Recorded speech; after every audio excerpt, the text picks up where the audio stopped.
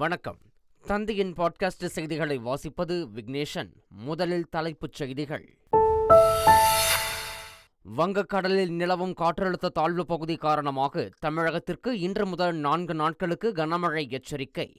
நாகை, திருவாரூர், தஞ்சை, மயிலாடுதுறை, கடலூர் மற்றும் காரைக்காலில் இன்று கனமழைக்கு வாய்ப்பு. தமிழக சட்டப்பேரவையில் டங்ஸ்டன் சுரங்கத்திற்கு எதிரான தீர்மானம் ஒருமனதாக நிறைவேற்றம். மத்திய கனிம வளம் மற்றும் சுரங்கத்துறை செயலாளருக்கு அனுப்பி வைப்பு. தான் முதலமைச்சராக இருக்கும் வரை டங்ஸ்டன் சுரங்கத்தை அனுமதிக்க மாட்டேன் என முதலமைச்சர் ஸ்டாலின் உறுதி. ஒருவேளை சுரங்கம் வந்துவிட்டால் பதவியில் இருக்க மாட்டேன் என்றும் திட்டவட்டம். ரிசர்வ் வங்கியின் புதிய ஆளுநராக வருவாய்த்துறை செயலாளர் சஞ்சய் மல்ஹோத்ரா நியமனம். சக்திகாந்ததாசின் பதவிக்காலம் நிறைவடையும் நிலையில் மத்திய அரசு உத்தரவு. மாநிலங்களவைத் தலைவர் ஜெகதீப் தன்கர் ஒருதலைபட்சமாக செயல்படுவதாக இந்தியா கூட்டணி குற்றச்சாட்டு. நம்பிக்கையில்லா தீர்மானம் கொண்டு வரவும் திட்டம். சிங்கப்பூரில் நடைபெற்று வரும் உலக செஸ் சாம்பியன்ஷிப் போட்டி 12வது சுற்றில் இந்திய கிராண்ட் மாஸ்டர் குகேஷ் சீன வீரரிடம் தோல்வி. இந்திய கிரிக்கெட் வாரியமான பிசிசிஐயின் இடைக்கால செயலாளராக தேவஜித் சைக்கியா நியமனம். பிசிசிஐ தலைவர் ரோஜர் பின்னி உத்தரவு. இனி விரிவான செய்திகள். தமிழக சட்டப்பேரவையில் ஒருமனதாக நிறைவேற்றப்பட்ட டங்ஸ்டன் சுரங்க ஏலத்தை ரத்து செய்யும் அரசினர் தீர்மானம் மத்திய அரசுக்கு அனுப்பி வைக்கப்பட்டது. மதுரை மாவட்டத்தில் டங்ஸ்டன் கனிம சுரங்கம் ஏலத்திற்காக மத்திய அரசு வழங்கிய அனுமதியை ரத்து செய்ய கோரி தீர்மானம் நிறைவேற்றப்பட்டது. இந்த தீர்மானம் தலைமை செயலாளர் மற்றும் கனிம வளம் மற்றும் சுரங்கத்துறை செயலாளருக்கு அனுப்பப்பட்டு அங்கிருந்து மத்திய அரசுக்கு அனுப்பி வைக்கப்பட்டுள்ளது. தான் முதலமைச்சராக இருக்கும் வரை மதுரையில் டங்ஸ்டன் சுரங்கம் வராது என்று தமிழ்நாடு முதல்வர் ஸ்டாலின் தெரிவித்துள்ளார். டங்ஸ்டன் சுரங்கத்திற்கு எதிரான தனி தீர்மானம் தொடர்பாக பதிலளித்து பேசிய முதலமைச்சர் டங்ஸ்டன் சுரங்கம் வராது என சட்டப்பேரவையில் உறுதிபட தெரிவித்தார்.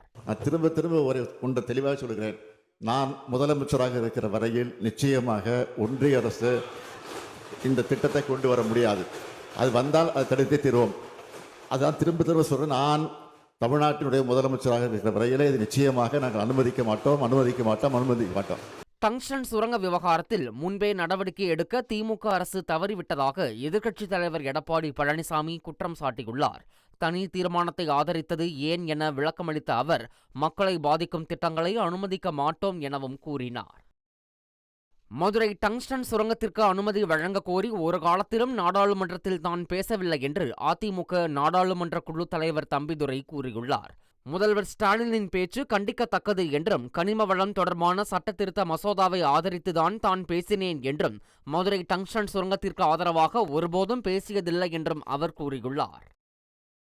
டெல்லியில் எதிர்க்க வேண்டிய இடத்தில் ஆதரித்துவிட்டு இங்கே அதிமுக நாடகமாடுவது எடுபடாது என்று முதலமைச்சர் ஸ்டாலின் கூறியுள்ளார்.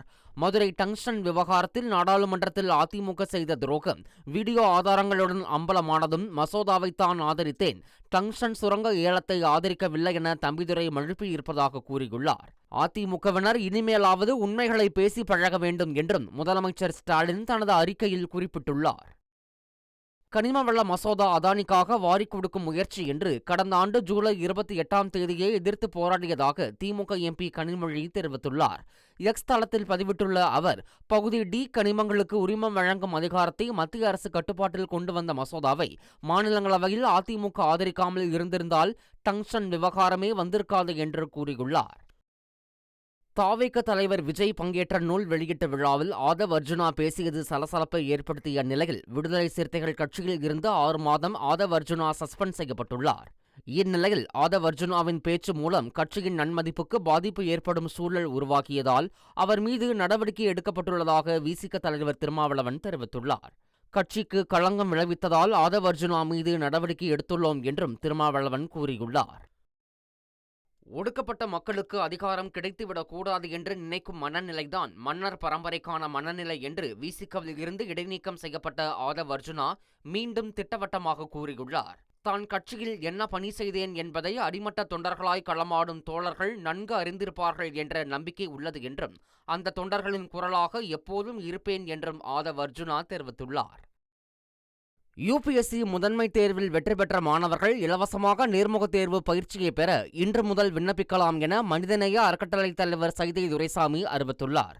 மாணவர்கள் தங்கள் புகைப்படம், முதன்மை தேர்வுக்கான நுழைவுச் சீட்டுடன் சிஐடி நகரில் உள்ள அலுவலகத்தில் நேரில் சென்றோ தொலைபேசி வாயிலாகவோ பதிவு செய்து கொள்ளலாம் என்றும், நேர்முகத் தேர்விற்கு செல்லும் மாணவர்களுக்கு அனைத்து உதவிகளும் கட்டணம் இல்லாமல் செய்து தரப்படும் எனவும் அவர் தெரிவித்துள்ளார். ஆர்.ஜே. பாலாஜி இயக்கத்தில் சூர்யா நடிக்கும் புதிய படத்திற்கு ஏ.ஆர். ரஹ்மான் இசையமைக்கப் போவதாக அறிவிக்கப்பட்ட நிலையில் இசையமைப்பாளர் மாற்றப்பட்டுள்ளார்.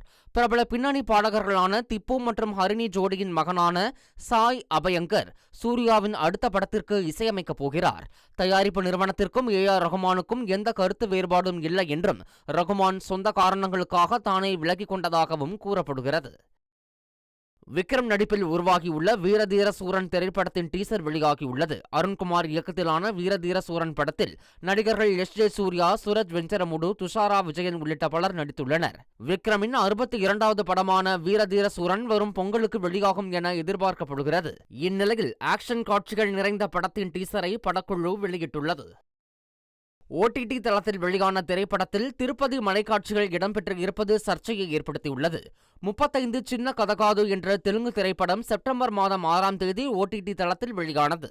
அந்த திரைப்படத்தில் ஹீரோ ஏழுமலையான் கோவில் முன் மாடி மீது நின்று கொண்டிருப்பது போன்ற காட்சியும், திருப்பதி மலைப்பாதையில் பேருந்துகள் செல்வது போன்ற காட்சியும், மலை அடிவாரத்தில் உள்ள அலிப்பிரியில் ஒரு சில காட்சிகளும் படமாக்கப்பட்டுள்ளது. திருப்பதி மலையில் சினிமா படப்பிடிப்புகளுக்கு அனுமதி இல்லாத போது இது எப்படி சாத்தியமானது என்ற கேள்வி எழுந்துள்ளது. பிரான்ஸ் தமிழர்களுக்கு சல்லியர்கள் படத்தின் சிறப்பு காட்சியை நடிகர் கருணாஸ் திரையிட்டுள்ளார். படத்தை பார்த்துவிட்டு பிரான்ஸ் தமிழர்கள் கண்ணீராலும் அன்பினாலும் பாராட்டு தெரிவித்ததாக கருணாஸ் நெகிழ்ச்சியடைந்துள்ளார். கருணாஸ் மற்றும் கரிகாலன் தயாரிப்பில் விடுதலை புலிகள் நடத்திய ஈழப்போர் குறித்து உருவாக்கப்பட்டுள்ள சல்லியர்கள் திரைப்படம் வரும் ஜனவரி 1ஆம் தேதி வெளியாக உள்ளது குறிப்பிடத்தக்கது. திருச்செந்தூர் சுப்பிரமணிய சுவாமி கோவில் கடற்கரையில் லட்சுமி நாராயணமூர்த்தி சுவாமியின் அபூர்வ சிலை கரை ஒதுங்கியுள்ளது. ஆனால் துரதிருஷ்டவசமாக இந்த கல் சிற்பத்தில் தலைகள் இல்லாமல் உள்ளது. இந்த சிலைகளின் காலம் 900 ஆண்டுகளாக இருக்கும் என்று தொல்லியல் துறை பேராசிரியர்கள் தெரிவித்துள்ளனர். இவ்வாறு கடற்கரையில் கரை ஒதுங்கும் அனைத்து கற்சிற்பங்களையும் பாதுகாக்க நடவடிக்கை எடுக்க வேண்டும் என்பது அனைவரின் கோரிக்கையாக உள்ளது. மதுரை மாவட்டம் வெளிச்சநத்தத்தில் விசிக கொடிக்கம்பம் வைத்த விவகாரத்தில் துணை தாசில்தார் உள்ளிட்ட வருவாய் அலுவலர்களை பணியிடை நீக்கம் செய்ய மாவட்ட ஆட்சியர் முடிவு செய்திருப்பதாக தகவல் வெளியாகியுள்ளது. இதற்கு எதிர்ப்பு தெரிவித்துள்ள அலுவலர்கள் மாவட்ட ஆட்சியரை சந்தித்து பேச்சுவார்த்தை நடத்தினர். இதையும் மீறி பணியிடை நீக்கம் செய்தால் போராட்டம் நடத்துவோம் என்றும் வருவாய்த்துறை அலுவலர்கள் கூறியுள்ளனர். சென்னையில் மன வளர்ச்சி குன்றிய கல்லூரி மாணவி பாலியல் வன்கொடுமை செய்யப்பட்ட சம்பவத்தில் உரிய விசாரணை நடத்த கோரி பாஜக மாநில துணைத் தலைவர் கருநாகராஜன் டிஜிபி அலுவலகத்தில் புகார் கொடுத்துள்ளார். இந்த சம்பவத்தில் தொடர்புடைய விடுதி உரிமையாளர், ஆட்டோ ஓட்டுநர் என ஒருவரையும் விடாமல் கைது செய்ய வேண்டும் என அவர் கூறினார். இதுபோன்ற ஒரு சம்பவம் பாஜக ஆளும் மாநிலங்களில் நடந்திருந்தால் எப்படி பேசியிருப்பார்கள் என்றும் அவர் கேள்வி எழுப்பினார். வெளிநாட்டிற்கு மீன்பிடி கூலி தொழிலாளியாக சென்ற தன்னுடைய மகன் கொடுமைப்படுத்தப்படுவதாகவும் அவரை மீட்டு தருமாறும் குழந்தைகளோடு தாய் மற்றும் மனைவி மாவட்ட ஆட்சியரிடம் கதறி எழுதபடி மனு அளித்தனர். தங்கச்சிமணம் பகுதியைச் சேர்ந்த சாந்தி சகாயம் மகனான நிர்மல் சவுதி அரேபியாவிற்கு மீன்பிடி கூலியாக சென்றுள்ளார். இந்நிலையில் அங்கு நோய்வாய்ப்பட்ட அவரை அறைக்குள் அடைத்து வைத்து கொடுமைப்படுத்துவதாக அவரது தாயார் மனுவில் புகார் தெரிவித்துள்ளார். ஆந்திர மாநில துணை முதல்வர் பவன் கல்யாணுக்கு தொலைபேசியில் கொலை மிரட்டல் அழைப்புகள் வருவதாக காவல்துறையில் புகார் அளிக்கப்பட்டுள்ளது. பவன் கல்யாணின் ஊழியருக்கு போன் செய்து துணை முதல்வரை கொலை செய்து விடுவதாக மர்ம நபர்கள் மிரட்டியுள்ளதாக தெரிவிக்கப்பட்டுள்ளது. புகாரை தொடர்ந்து சம்பவ இடத்திற்கு விரைந்த போலீசார் விசாரணை நடத்தினர். கொலை மிரட்டல் விடுத்த நபர் தொடர்பாக போலீசார் தொடர்ந்து விசாரணை மேற்கொண்டு வருகின்றனர். ஹரியானா மாநிலம் பானிபட்டில் LIC நிறுவனத்தின் பீமா சகி யோஜனா திட்டத்தை பிரதமர் மோடி தொடங்கி வைத்தார். இந்த திட்டத்தின் மூலம் 10ஆம் வகுப்பு தேர்ச்சி பெற்ற 18 முதல் 70 வயதுடைய பெண்களுக்கு நிதியியல் தொடர்பாக சிறப்பு பயிற்சி அளிக்கப்படுகிறது. மொத்தமாக 3 ஆண்டுகள் நடைபெறும் இந்த பயிற்சியின் போது மாதம் 7000 ரூபாய் உதவித்தொகையும் வழங்கப்படுகிறது. பயிற்சி முடிந்த பிறகு அவர்கள் LIC முகவர்களாக பணி வாய்ப்பு பெறுவார்கள். ஹரியானாவில் தொடங்கி வைக்கப்பட்ட இந்த திட்டம் நாடு முழுவதும் விரிவுபடுத்தப்பட உள்ளது குறிப்பிடத்தக்கது. நாடாளுமன்ற வளாகத்தில் கௌதம் அதானி மீதான நிதி முறைகேடு விவகாரத்தை கண்டித்து இந்தியா கூட்டணி கட்சி எம்பிக்கள் போராட்டத்தில் ஈடுபட்டனர். அப்போது பிரதமர் மோடி மற்றும் அதானி ஆகியோரின் முகமூடிகளை அணிந்த காங்கிரஸ் எம்பிக்கள் இருவரிடம் ராகுல் காந்தி நேர்காணல் செய்வது போல நடித்து காட்டினர். விமான நிலையம், துறைமுகம் என என்னென்ன கேட்கிறேனோ அதையெல்லாம் தனக்கு மோடி கொடுத்து விடுவார் என அதானி முகமூடி அணிந்த MP அப்போது கூறினார். ரிசர்வ் வங்கி ஆளுநர் சக்திகாந்த தாஸின் பதவிக்காலம் நிறைவடைய உள்ள நிலையில் புதிய ஆளுநராக வருவாய்த்துறை செயலாளர் சஞ்சய் மல்ஹோத்ரா நியமிக்கப்பட்டுள்ளார். அடுத்த 3 ஆண்டுகளுக்கு சஞ்சய் மல்ஹோத்ரா பதவியில் இருப்பார். IIT கான்பூரில் பிடெக் பட்டம் பெற்றுள்ள சஞ்சய் மல்ஹோத்ரா அமெரிக்காவின் பிரின்ஸ்டன் பல்கலைக்கழகத்தில் முதுகலை பட்டம் பெற்றவர். 1990இல் IAS தேர்வில் வென்று கடந்த 34 ஆண்டுகளாக பல்வேறு மத்திய மாநில துறைகளில் பணியாற்றியவர் ஆவார். மின்னணு வாக்குப்பதிவு இயந்திரத்திற்கு எதிராக மகாராஷ்டிர மாநிலம் துலே நகரில் உத்தவ் தாக்கரே சிவசேனா அணியினர் ஊர்வலம் சென்றனர். அண்மையில் நடந்து முடிந்த மகாராஷ்டிர சட்டப்பேரவை தேர்தலில் EVM இயந்திரத்தில் முறைகேடு செய்யப்பட்டதாக அம்மாநில எதிர்க்கட்சிகள் குற்றம் சாட்டி வருகின்றன. இந்நிலையில் உத்தவ் தாக்கரே சிவசேனா அணியினர் பாடை கட்டி EVM இயந்திரத்தின் மாதிரியை வைத்து ஊர்வலமாக தூக்கிச் சென்றனர். கையில் தீப்பந்தங்களை ஏந்தி கொண்டு EVM இயந்திரத்தின் பயன்பாட்டுக்கு எதிராக முழக்கங்களை எழுப்பினர். காந்தி சிலை வரை ஊர்வலமாக சென்ற உத்தவ் தாக்கரே அணியினர் அங்கு பாடைக்கு தீ வைத்து முழக்கங்களை எழுப்பினர். இலங்கையில் நிலவும் அரிசி தட்டுப்பாட்டை போக்க நடவடிக்கை எடுக்குமாறு அரிசி வியாபாரிகளிடம் அதிபர் அனுரகுமார திசநாயக்க அறிவுறுத்தியுள்ளார். அரசு நிர்ணயித்த விலையை விட அதிகமான விலைக்கு விற்கும் அரிசி வியாபாரிகள் மீது கடும் நடவடிக்கை எடுக்கப்படும் என அவர் எச்சரிக்கை விடுத்துள்ளார். நெல் கொள்முதலுக்காக வியாபாரிகளுக்கு குறைந்த வட்டியில் கடன் வழங்கப்படுவதாகவும் அதனால் மக்களின் உரிமையில் கை வைக்க வேண்டாம் எனவும் வலியுறுத்தினார். தென்கொரிய அதிபர் யூன் சோக்யோலை பதவி நீக்கம் செய்யக்கோரி அந்நாட்டு மக்கள் தொடர் போராட்டத்தில் ஈடுபட்டு வருகின்றனர். ராணுவ அவசர நிலையை பிரகடனப்படுத்தி யோல் திரும்ப பெற்றார். அதிபருக்கு எதிரான பதவி நீக்க தீர்மானம் சமீபத்தில் தோல்வியடைந்ததால் அந்நாட்டு மக்கள் கடும் அதிருப்தியில் உள்ளனர். இந்நிலையில் அதிபரை பதவி நீக்கம் செய்யக்கோரி தலைநகர் சியோலில் ஆயிரக்கணக்கான மக்கள் பதாகைகளை ஏந்தி போராட்டத்தில் ஈடுபட்டனர். அதிபரை கட்டாயம் பதவி நீக்கம் செய்ய வேண்டும் என மக்கள் முழக்கம் எழுப்பினர். சிங்கப்பூரில் நடைபெற்று வரும் உலக செஸ் சாம்பியன்ஷிப் போட்டியின் 12வது சுற்றில் இந்திய கிராண்ட் மாஸ்டர் குகேஷ் தோல்வியடைந்தார். 12வது சுற்றில் நடப்பு உலக சாம்பியனான சீன வீரர் டிங் லிரன் வெள்ளை நிற காய்களுடனும் குகேஷ் கருப்பு நிற காய்களுடனும் களமிறங்கினர். போட்டியில் குகேஷ் சிறு தவறுகளை செய்தார். இதனால் 39வது நகர்த்தலில் லிரன் வெற்றி பெற்றார். 12 சுற்றுகளின் முடிவில் இருவரும் தலா 6 புள்ளிகளை பெற்றுள்ளனர். அடிலைட் டெஸ்ட் போட்டியின் போது களத்தில் இந்திய பவுலர் சிராஜும் ஆஸ்திரேலிய வீரர் டிராவிஸ் ஹெட்டும் ஆக்ரோஷமாக நடந்து கொண்ட நிலையில் நடத்தை விதிகளை மீறியதாக சிராஜிற்கு போட்டி கட்டணத்தில் இருந்து 20% அபராதமாக விதிக்கப்படுவதாக ICC அறிவித்துள்ளது. ஆஸ்திரேலிய வீரர் ஹெட்டுக்கு அபராதம் விதிக்காமல் ICC எச்சரிக்கை விடுத்துள்ளது. மேலும் இரு வீரர்களுக்கும் ஒரு டிமெரிட் புள்ளியையும் ICC வழங்கியுள்ளது. டெஸ்ட் சாம்பியன்ஷிப் புள்ளி பட்டியலில் டெம்பா பவுமா தலைமையிலான தென்னாப்பிரிக்க அணி முதல் இடத்திற்கு முன்னேறியுள்ளது. இலங்கைக்கு எதிரான டெஸ்ட் தொடரை வென்ற தென்னாப்பிரிக்கா 63.33% புள்ளிகளுடன் முதல் இடம் பிடித்துள்ளது. இதன் மூலம் டெஸ்ட் சாம்பியன்ஷிப் இறுதிப் போட்டிக்கு தகுதி பெறுவதற்கான வாய்ப்பு தென்னாப்பிரிக்காவிற்கு பிரகாசமாகியுள்ளது. புள்ளி பட்டியலில் 60.71% புள்ளிகளுடன் ஆஸ்திரேலியா 2வது இடத்திலும் 57.29% புள்ளிகளுடன் இந்தியா 3ஆம் இடத்திலும் உள்ளன. இந்திய கிரிக்கெட் வாரியமான BCCIயின் இடைக்கால செயலாளராக தேவ்ஜித் சைக்கியா நியமிக்கப்பட்டுள்ளார். BCCI செயலாளராக இருந்த ஜெய்ஷா சமீபத்தில் ICC தலைவராக பொறுப்பேற்றார். இந்நிலையில் BCCI இடைக்கால செயலாளராக தேவ்ஜித் சைக்கியாவை BCCI தலைவர் ரோஜர் பின்னி நியமித்துள்ளார். அசாமைச் சேர்ந்த சைக்கியா BCCI இணை செயலாளராக இருப்பது குறிப்பிடத்தக்கது.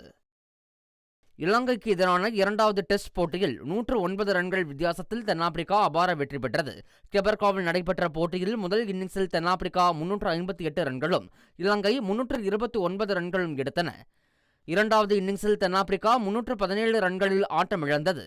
தொடர்ந்து 348 ரன்கள் இலக்கை நோக்கி ஆடிய இலங்கை 238 ரன்களுக்கு ஆல் அவுட் ஆனது. தென்னாப்பிரிக்க ஸ்பின்னர் கேஷவ் மகராஜ் 5 விக்கெட்டுகளை சாய்த்தார். இதன் மூலம் 2 டெஸ்டிலும் வென்று தொடரை கைப்பற்றிய தென்னாப்பிரிக்கா இலங்கையை ஒயிட் வாஷ் செய்தது. மீண்டும் தலைப்புச் செய்திகள். வங்கக்கடலில் நிலவும் காற்றழுத்த தாழ்வு பகுதி காரணமாக தமிழகத்திற்கு இன்று முதல் 4 நாட்களுக்கு கனமழை எச்சரிக்கை. நாகை, திருவாரூர், தஞ்சை, மயிலாடுதுறை, கடலூர் மற்றும் காரைக்காலில் இன்று கனமழைக்கு வாய்ப்பு. தமிழக சட்டப்பேரவையில் டங்ஸ்டன் சுரங்கத்திற்கு எதிரான தீர்மானம் ஒருமனதாக நிறைவேற்றம். மத்திய கனிம வளம் மற்றும் சுரங்கத்துறை செயலாளருக்கு அனுப்பி வைப்பு. தான் முதலமைச்சராக இருக்கும் வரை டங்ஸ்டன் சுரங்கத்தை அனுமதிக்க மாட்டேன் என முதலமைச்சர் ஸ்டாலின் உறுதி. ஒருவேளை சுரங்கம் வந்துவிட்டால் பதவியில் இருக்க மாட்டேன் என்றும் திட்டவட்டம். ரிசர்வ் வங்கியின் புதிய ஆளுநராக வருவாய்த்துறை செயலாளர் சஞ்சய் மல்ஹோத்ரா நியமனம். சக்திகாந்த தாஸின் பதவிக்காலம் நிறைவடையும் நிலையில் மத்திய அரசு உத்தரவு. மாநிலங்களவைத் தலைவர் ஜெகதீப் தன்கர் ஒருதலைபட்சமாக செயல்படுவதாக இந்தியா கூட்டணி குற்றச்சாட்டு. நம்பிக்கையில்லா தீர்மானம் கொண்டு வரவும் திட்டம். சிங்கப்பூரில் நடைபெற்று வரும் உலக செஸ் சாம்பியன்ஷிப் போட்டி 12வது சுற்றில் இந்திய கிராண்ட் மாஸ்டர் குகேஷ் சீன வீரரிடம் தோல்வி. இந்திய கிரிக்கெட் வாரியமான பிசிசிஐயின் இடைக்கால செயலாளராக தேவஜித் சைக்கியா நியமனம். பிசிசிஐ தலைவர் ரோஜர் பின்னி உத்தரவு. இத்துடன் செய்திகள் நிறைவடைகின்றன. வணக்கம்.